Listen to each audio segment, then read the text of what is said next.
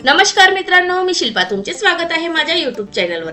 तर आज मी तुमच्यासाठी घेऊन आलेली आहे चटपटीत कैरीचं लोणचं। अगदी 1-2 दिवस टिकणारं हे लोणचं आहे।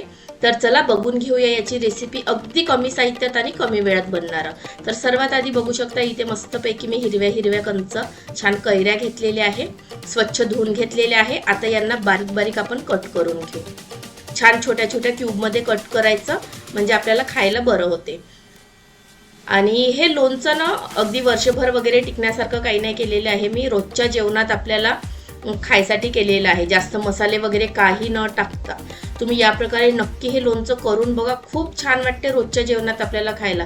ते तेल मसाल्याचं लोणचं आपण वर्षभर तर ते खातोच, पण आता कैरीचं सीजन असल्यामुळे या प्रकारे हे असं लोणचं किंवा चटणी प्रकारे म्हणू शकतो आपण, हे बनवून बघा, खूप छान वाटते। बघू शकता या प्रकारे इथे मी या अशा क्यूब मध्ये छोटे छोटे याचे कैरीचे पीसेस करून घेतलेले आहे कच्च्या आंब्याचे।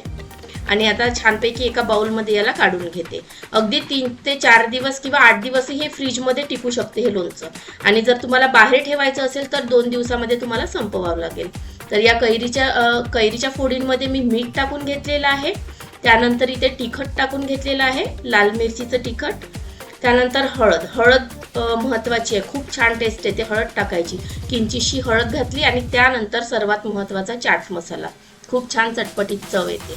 बस एवढ्या साहित्यांमध्ये आपलं हे लोणचं, घरगुती लोणचं अगदी बनून तयार होते। मस्तपैकी तुम्ही फ्रीज मध्ये ठेवून याला 8 दिवस सुद्धा खाऊ शकता आणि बाहेर ठेवलं तर 2 दिवसात तुम्ही याला संपवून टाका। छान आता मिठामुळे वगैरे त्याला छान हलकसं पाणी सुटेल आणि खायला खूप छान वाटते।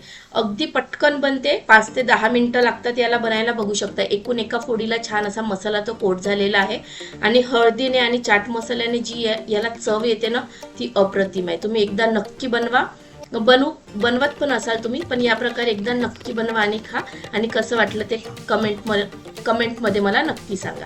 तुमचा अमूल्य वेळ दिल्याबद्दल खूप खूप धन्यवाद।